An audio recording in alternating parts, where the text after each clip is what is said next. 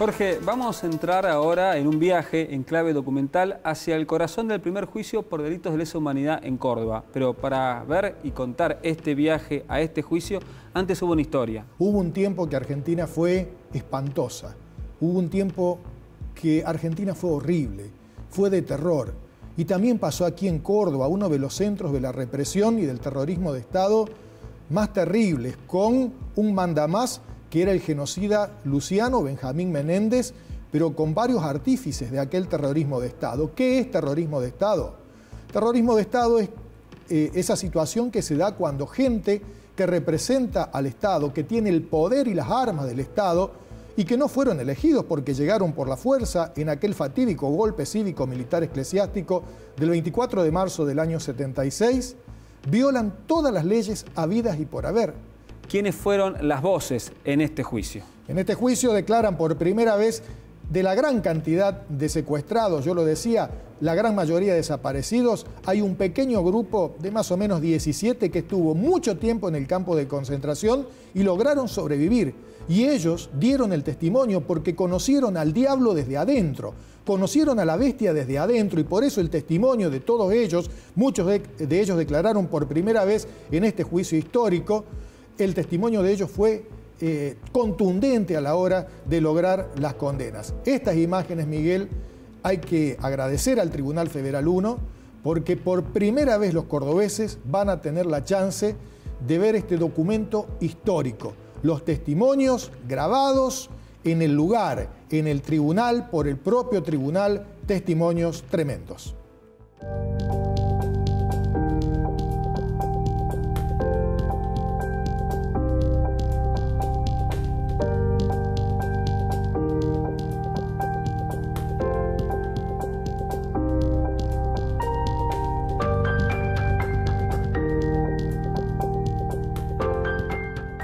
Yo hace 32 años que me pregunto qué pasó.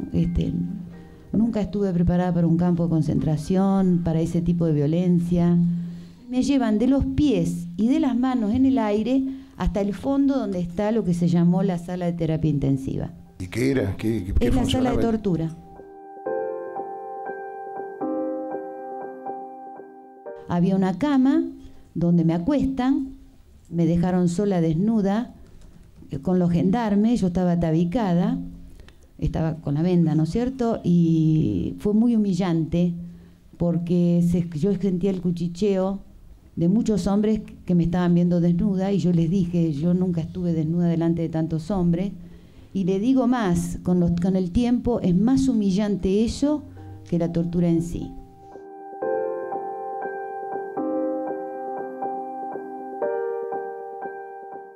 ¿Qué tipo de tortura le fue infligida? Me pusieron 2 picanas, o sea, me torturaron muchas horas. Según ellos decían 110 voltios, que es la que me producía movimientos involuntarios en todo el cuerpo, y la de 220, que era como si uno mete el dedo en el enchufe, ¿no? Y que le produce una contracción brutal y al mismo tiempo es como si uno se expandiera, ¿no? A mí no me violaron como viola un hombre puede violar a una mujer, pero yo estuve un mes con los labios sexuales del sexo totalmente salidos e infectados, ¿no? O sea que yo estuve prácticamente todo el mes de octubre en un estado comatoso, no podía comer, tenía la lengua seca, no podía. Lo único que me acuerdo es del tacho, ese tachito que le dan los militares, de metal, donde tenía agua con azúcar, que es lo único que podía tragar. Yo he hablado muchísimas veces de la cuestión de la tortura, pero la tortura es algo que a usted es un antes y un después. Nunca más uno es lo mismo, ¿no? Es decir, de la tortura no se vuelve jamás. Me di cuenta de cómo venía la mano en ese lugar el 5 de noviembre del 76. ¿Por qué me acuerdo el 5 de noviembre? Porque yo estaba haciendo un pequeño calendario para saber en qué día y en qué mes estábamos. Y ese día yo estaba en mi colchoneta y veo de repente que entra un gendarme y se lleva un montón de gente. Y yo y veo en el fondo, no estaban puestos los biombos porque había biombos blancos, y no veo el biombo puesto sobre la reja, sino que veo un militar vestido de marrón con una boina roja, que se está llevando la gente adelante, afuera. Y yo digo, pero ¿qué pasa? Ahí pregunto a otra detenida, ¿a dónde llevan esta gente? Y me dice, se lo llevan al pozo. Pozo significaba fusilamiento, ¿no? Yo me constituyo testigo, víctima de haber estado 2 años y 2 meses en un campo de concentración que me ha dejado huellas indelebles hasta hoy. Por eso vengo porque para mí le quiero hacer un homenaje a los compañeros desaparecidos y muertos.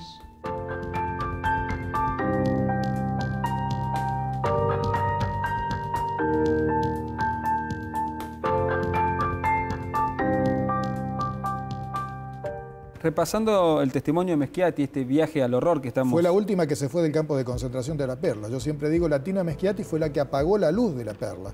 Y después, ya en su casa, la seguían visitando, Manzanelli, sobre todo, pero Tina Meschiati fue la última en irse del campo de concentración, de los pocos que sobrevivieron. Y arrancamos con ella justamente porque quería preguntarte, ella dice, ir al pozo era ir al fusilamiento.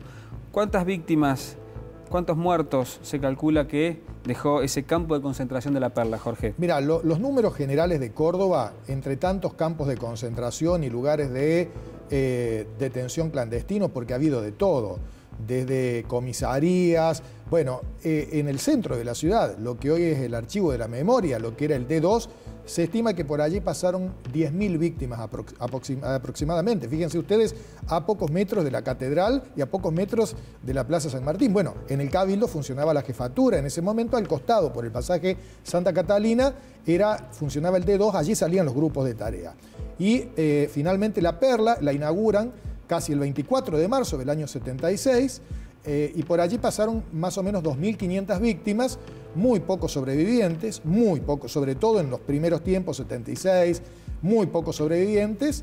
Y bueno, Tina Meschiati es una de estas sobrevivientes que estuvo más de 2 años en este campo de concentración, y por eso cuando ella dice el pozo, bueno, ellos conocen todas las jergas. Cuando te trasladaban, significaba, el traslado era, te iban a matar. Y cuando te llevaban al pozo, significaba que te iban a fusilar. Y el camión que los venía a buscar, porque esto sobre todo para que los chicos que por allí tienen la posibilidad de ver alguna película del nazismo, la Segunda Guerra, bueno, estos genocidas fueron noblísimos discípulos de Hitler. Hay que decirlos de esta manera. Es más, inventaron un rosario y un repertorio de torturas tremendo, y entre esas torturas también estaba la llegada del camión al que ellos le decían Menéndez-Benz. Y te voy a preguntar ahora de uno de los acusados que estaba allí en La Perla, que era Padován. ¿Qué se sabe de Padován? Gino Padován, uno de los integrantes de la patota de La Perla, también un hombre muy formado para la tortura, participante de varios operativos de secuestro, al igual que todos, y condenado también a prisión perpetua. En este juicio, de los 8 acusados, 5 fueron condenados a perpetua, entre ellos Gino Padován, un hombre que además se robó el parquet de una casa de la Quinta de Guiñazú, que pertenecía a víctimas del Partido Comunista, y que, bueno, los secuestraron a todos, y Gino, según denunció la víctima, se robó los parquets, los pisos de esa casa y los puso en su casa.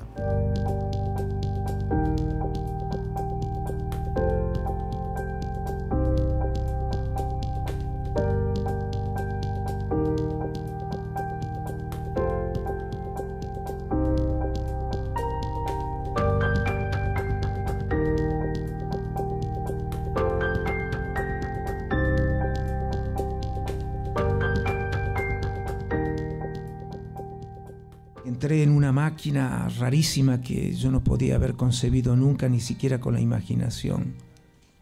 Era una estructura que había sido inventada para agarrar gente, para torturar gente. Esa máquina gris era una fábrica que seguramente estaba fundamentada por principios, por ideas, por ideologías, y se basaba sobre el principio del aniquilamiento total de las personas y a partir de las ideas que sostenían y las organizaciones que creaban y las actividades que hacían. Yo le pregunté a alguien que quería mucho qué es lo que tenía que hacer. Y él me dijo, aquí cada uno hace lo que puede. Yo no sé cómo hablar con ustedes, pero para mí este es un momento importante, incluso que ellos estén presentes, porque cuando se entra ahí adentro, es como si de pronto se empiezan a cortar las raíces que nos ligan a la vida. El que te dio tu vida, tu padre, tu madre, tus hermanos, esos seres queridos, esa mujer que vos elegiste que estuviera a tu lado, y todo eso es como de pronto te lo cortan. Y cuando te das cuenta de toda esa humanidad que te hace vivir, los únicos que han quedado son ellos. Y ellos eran, parece infantil, ellos eran los malos, ellos eran los dioses, y lo fueron por mucho tiempo. Y lo fueron por mucho tiempo porque la venda, las cadenas, la tortura física, era un método, era un sistema. Y ellos usaron todos los medios para destruirnos. Hicieron de eso una ciencia y crearon una fábrica de la muerte.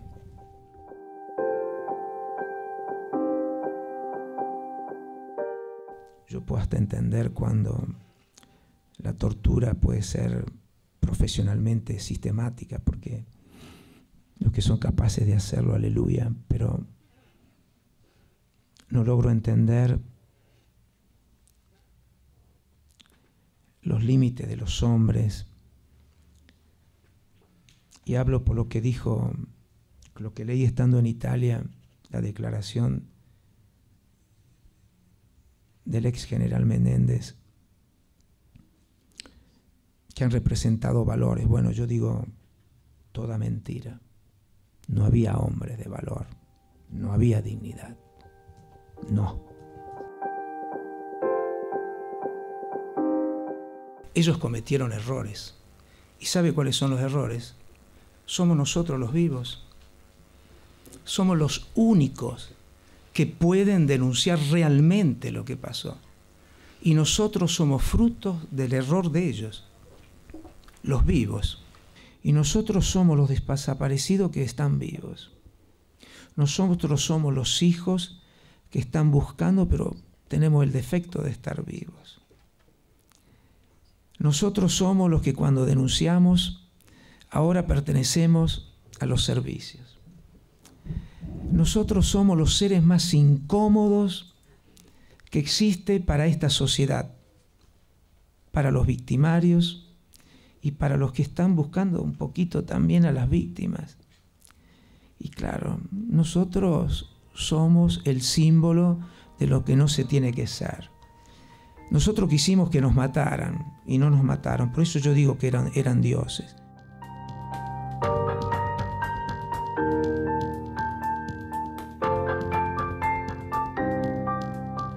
Hay más de una reflexión filosófica, ¿no? Oh, tremendo. Lo de Piero Di Monte era delegado de Sancor, lo cual es una muestra, un ejemplo más de la colaboración que muchos empresarios tuvieron hacia Menéndez y al genocidio que en ese momento se estaba cometiendo también en Córdoba, en el marco de este terrorismo de Estado.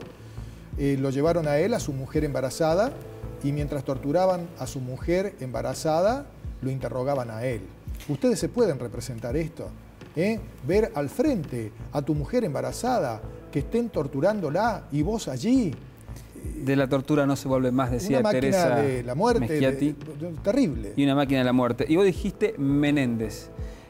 Ocupémonos de cómo fue la figura de Luciano Benjamín Menéndez, que falleció hace muy poquito tiempo. A los 90 años. Pero contemos un poquito para que la gente tenga una idea acabada de quién era.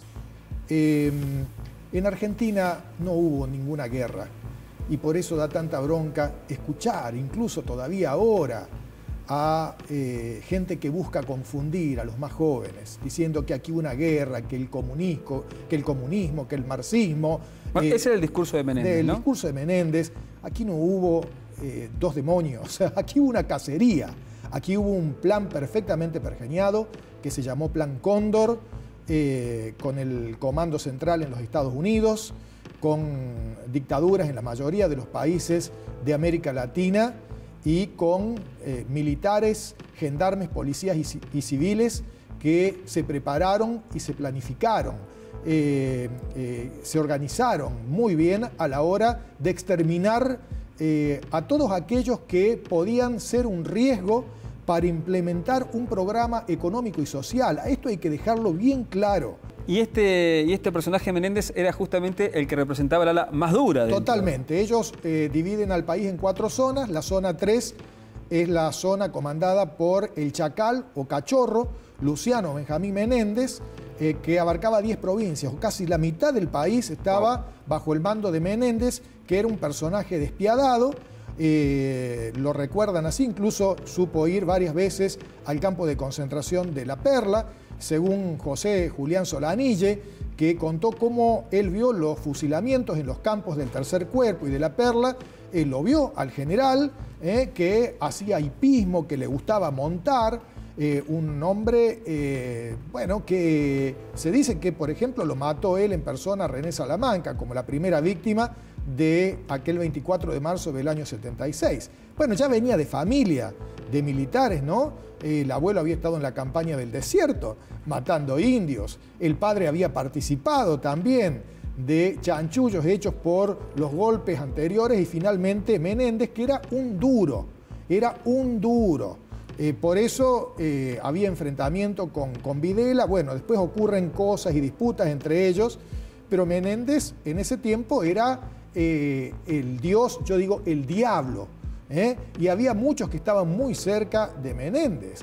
Monseñor Primatesta, por ejemplo, mientras Angelelli lo mataban en La Rioja, Monseñor Primatesta tenía encuentros reiterados con los genocidas de aquel momento, Menéndez entre ellos también, y varios políticos, ¿no? Incluso políticos importantes. Hay que recordar aquella foto de Menéndez en un acto de la Federal, cuando el gobernador era Ramón Mestre, en esa foto, ¿no? Habló, y el ministro de Asuntos Institucionales en ese momento era Oscar Aguad. Y estaba también la doctora Cristina Garzón de Lascano en ese momento. En esa época también después se descubre lo de Giannicelli, Yabur y los policías del D2.